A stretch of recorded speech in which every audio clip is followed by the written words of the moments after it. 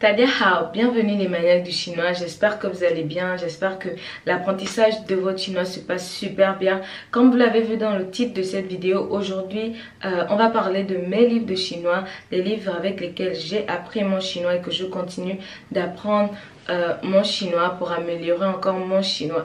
Donc avant de continuer cette vidéo, n'oubliez surtout pas de télécharger juste en bas dans la barre de description mon guide des 8 règles de grammaire que vous devriez absolument connaître lorsque vous apprenez le chinois. Aussi de laisser vos sujets de vidéo juste en bas dans les commentaires. N'oubliez pas de liker, de vous abonner, de partager cette vidéo. Donc pour commencer déjà, je voudrais aussi vous dire que les livres avec lesquels en majorité j'ai appris le chinois, je vais vous les montrer. Donc déjà il y a ces livres là, ils sont à 6, je sais pas si vous allez les voir. Donc ils ressemblent un peu à ça. Je vais vous montrer les livres avec lesquels j'ai appris le chinois. Je crois, je sais pas, ça va se voir à l'envers sur la vidéo, mais en fait c'est Intensive Elementary Chinese Course, donc Listening and Speaking. Donc ça c'est le premier. Donc pourquoi ils sont aussi nombreux, pourquoi ils sont 6, je vais vous expliquer pourquoi. Déjà, parce que dans ma vidéo précédente, en fait, j'ai parlé des 5 étapes pour apprendre le chinois. Et je vous disais, en fait, dans la première étape, qu'il fallait trouver le bon livre, en fait. Donc, ces livres-là, ce sont des livres éducatifs, comme je vous disais dans l'autre vidéo. Je vais vous laisser le lien juste là pour aller regarder ça. Donc, ce sont des livres, en fait, qui vont étape par étape. Donc, là, on a 6 livres. Donc, la première catégorie de livres, par exemple, celui-là. Désolé s'il est un peu sale. Il s'est sali dans le sac. Donc ce livre là par exemple, c'est le livre d'écoute, donc listening and speaking, donc d'écoute et de prononciation et de parler aussi, donc si on peut dire ça comme ça. Donc ce livre là, il va de la leçon 1 à la leçon 20. Donc qu'est-ce que le listening en fait, un livre de listening. Donc dans ce livre là en général on apprend des mots à chaque leçon, étape par étape, ça évolue. Mais aussi, dans ces livres-là aussi, en fait, c'est quoi cette matière-là? Parce que c'est listening and speaking. Déjà, c'est une matière, déjà, lorsqu'on apprend le chinois. Et en quoi consiste cette matière? En quoi consiste en fait ce livre-là? À l'intérieur, vous allez voir des pinyin, c'est pas... Regardez, vous allez trouver des pinyin et des caractères. Donc dans ces pinyin là, donc à chaque fois qu'on apprend un nouveau mot, on apprend à prononcer ces pinyin là, on apprend à prononcer ces caractères là. Et en fait c'est pour améliorer notre prononciation,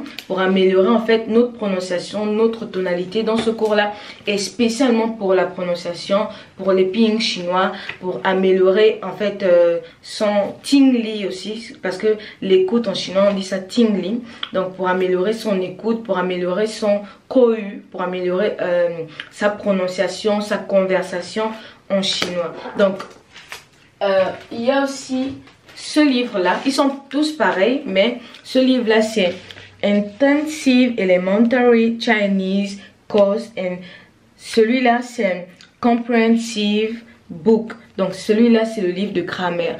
On a aussi un prof de grammaire. Donc le prof de grammaire en fait, en quoi ça consiste en fait ce cours de grammaire et de compréhension? Le prof vient pour nous apprendre a lot of words. Donc tous les jours on apprend de nouveaux mots, on apprend de mots, et c'est le cours en général le plus difficile, le plus lourd, parce que tous les jours on apprend beaucoup, vraiment beaucoup plus de mots là-dedans. Et ça ressemble à peu près à, je vais vous montrer,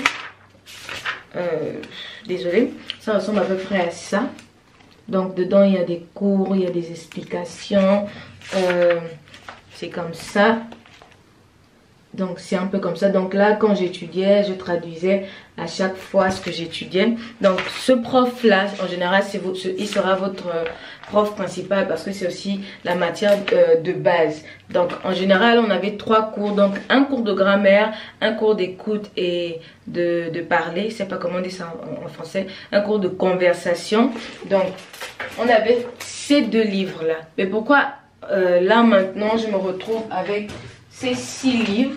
Donc Pourquoi maintenant je me retrouve avec ces 6 livres-là? Parce que comme je vous disais dans ma vidéo sur les étapes pour apprendre le chinois, ces livres-là, ils vont étape par étape. Par exemple, dans le cours de grammaire, par exemple, le premier livre va de la leçon 1 à la leçon 20 et le second livre de grammaire parce qu'au fur et à mesure, les niveaux augmentent. Donc, le premier livre va de la leçon 1 à la leçon 20, le deuxième livre va de la leçon 20 à la leçon 40, le troisième livre va de la leçon 40 à la leçon 60. Et plus vous évoluez, plus la grammaire évolue, plus les mots des chapitres évoluent. Par exemple, dans la première leçon, vous vous retrouvez avec deux caractères appris. Par exemple, si la première leçon c'est ni ha, donc première leçon vous allez juste apprendre ni et ha. Donc au lieu que dans la deuxième leçon vous allez vous retrouver avec 5 mots, troisième leçon 10 mots, quatrième leçon 15 mots. Donc vous imaginez un peu. Donc plus on évolue, plus votre niveau de vocabulaire évolue aussi. Donc c'est ça, c'est pour ça que ils sont aussi nombreux ces livres là. Et aussi après, parce que j'ai fait une année de langue ici en Chine, c'est pour ça que ces livres là, je vous disais aussi qu'ils sont en anglais, parce que ici en Chine on vous apprend le chinois en anglais. Donc mais ne vous inquiétez pas, c'est pas très difficile. Vous aurez juste besoin d'un traducteur. C'est difficile, mais c'est pas très difficile, parce qu'au bout d'un mois, de 2 mois, vous allez finir par vous habituer à avoir vos bases, à avoir en fait les bases en fait qui vous permettront en fait vous-même de savoir comment ça fonctionne en fait, pour pouvoir vous habituer, vous faire une idée propre à vous. Donc il y a aussi ce livre là que j'ai étudié. Parce que pendant ma spécialité, parce que moi j'étudie informatique et j'étudie informatique en chinois. Donc malgré que j'étudie informatique en chinois, ils m'ont fait prendre encore un niveau de chinois. Ils m'ont fait reprendre un niveau de chinois. Et cette fois-ci c'était avec ce livre-là, Developing Chinese. Donc la deuxième édition, et c'était Intermediate Comprehensive Course. Donc avec ce livre là, il ressemble un peu à ça. C'est un livre de grammaire, donc dès que vous voyez Comprehensive Course, c'est directement la grammaire. Donc ça ressemble un peu à ça. Je sais pas si vous allez voir, ça ressemble un tout petit peu à ça. Et donc je l'ai utilisé en première année d'université, parce qu'ils ont encore ajouté une année d'université. Et comme je vous disais aussi, prenez un livre qui a un CD. Lorsque vous commencez à apprendre le chinois, vous avez besoin de ce CD là. Prenez-le, dès que vous terminez d'écouter, remettez-le à sa place. Il est très important, ne le perdez pas. Il va vous aider à améliorer votre prononciation, à améliorer en fait votre texte, à améliorer votre écoute aussi, parce que c'est important, parce que comment je vais dire ça, c'est important en fait d'écouter. Ça va améliorer votre manière aussi de comprendre les conversations chinoises, parce que les Chinois parlent très vite et vous allez vous habituer en fait à comprendre plus rapidement. Donc il ressemble à ça. On n'a pas étudié tout le livre, mais bon, il ressemble un peu à ça. C'est un livre de grammaire. Donc c'est ça. Donc sa première de couverture et la quatrième de couverture. Il ressemble un peu à ça. Et l'autre, il ressemble à ça. Le livre de grammaire, il ressemble un peu à ça. Livre d'écoute, il ressemble à ça. Et aussi, durant ma première année, lorsque j'ai appris le chinois, hormis les livres qu'on utilisait en classe, j'avais aussi d'autres, on va dire, livres. Ils n'ont pas été majeurs en fait dans mon apprentissage du chinois, mais je les ai quand même utilisés. Donc ils n'ont pas été en fait un facteur majeur pour développer mon chinois, mais quand même je les ai utilisés pour vraiment maîtriser mes bases, parce que ces deux livres là, ce sont des livres, mais je les ai téléchargés sur Google. Celui-là je l'ai téléchargé sur Google, c'est un livre de grammaire. Je vais vous montrer à quoi il ressemble. Donc c'est écrit ici, grammaire chinoise handbook. Ça commence avec des cartes, la carte de la Chine. Et en fait, c'est ça en fait. Ça ressemble à peu près à ça.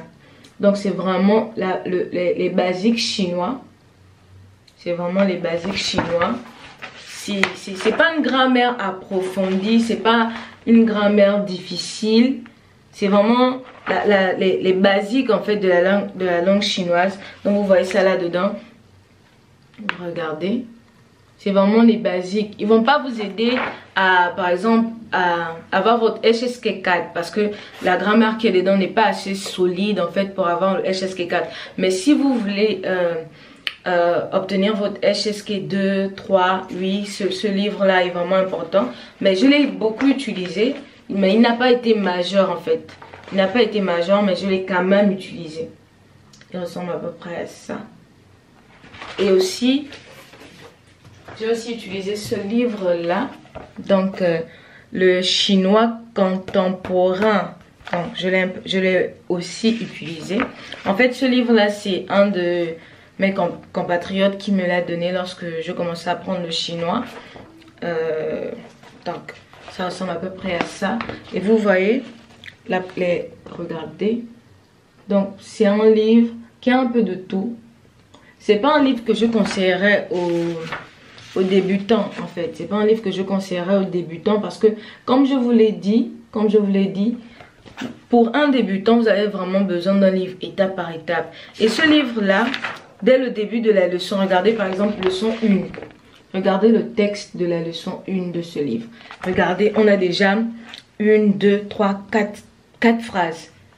Et un débutant qui commence à apprendre le chinois ne peut pas commencer à apprendre le chinois avec une leçon 1 qui commence avec un texte de 4 phrases. C'est pas possible. Vous voyez? C'est pas possible. Par exemple, attendez, je vais vous montrer un autre exemple. Si on prend ce livre-là, on va à la leçon 1. Excusez-moi. On prend ce livre-là, regardez la leçon 1. Donc, leçon 1. La première leçon, on a ni hao, ni hao. Et regardez le nombre de mots qui sont là dans le texte. Regardez le nombre de mots qu'on apprend depuis la leçon 1. La conversation est simplifiée. Parce que ce livre-là, il est spécifique aux débutants. C'est pour ça que je vous disais que lorsque vous apprenez le chinois, commencez à apprendre le chinois avec des livres vraiment pour débutants. Des livres qui vous emmènent étape par étape. Ce genre de livre, comme ce livre-là, ne peut pas vous aider vous en tant que débutant parce que c'est déjà, je peux dire, c'est pour débutants, mais c'est un niveau légèrement avancé. Donc, il ne peut pas vous aider. Donc, il m'a par contre aidé pour la grammaire parce que les grammaires qui sont dedans, dans ce livre-là, sont très bien expliquées. Et par contre, ce livre-là, il est en français. Donc, c'est aussi pour ça que je disais que je l'ai beaucoup regardé, même s'il n'a pas été majeur dans l'apprentissage de mon chinois. Donc, ça ressemble à peu près à ça. Et c'est en français, ça m'a beaucoup aidé. Je suis désolée si vous voyez à l'envers. Je suis vraiment désolée. Donc, c'est ça. Ça m'a vraiment aidé sur l'apprentissage du chinois. Et vous voyez, regardez par exemple, la leçon 15, on est déjà... La leçon 5, pardon, on est déjà à 33 mots. Pour un débutant, c'est pas... Donc, n'étudiez pas avec ce genre de livre-là lorsque vous êtes débutant. Il y a aussi d'autres livres que je viens à peine de connaître, en fait, par une amie. Je savais qu'ils existaient, mais je ne les ai jamais utilisés particulièrement. Mais ce sont des livres qui peuvent aussi vous aider. Je les ai juste ici avec moi. Donc, ce livre-là, c'est un livre de Kohu, donc Kohu, en fait de pratique en fait de la conversation. Ça vous aide à augmenter votre conversationnel, donc votre conversation en chinois, votre manière de parler, de prononcer le chinois. Attendez, je vous montre. Ça ressemble à peu près à ça. Je vais vous montrer à base des textes. Donc par exemple ce texte là à la leçon 2, vous voyez, c'est écrit avec des pings, des conversations. Et comme tous les livres de chinois, il a aussi son CD. Le CD est très important lorsque vous apprenez le chinois. Donc c'est un livre qui vous aide aussi à la prononciation chinoise. Regardez par exemple ce texte là. Regardez comme à quoi il ressemble. Vous voyez les pings sont écrits juste là en haut.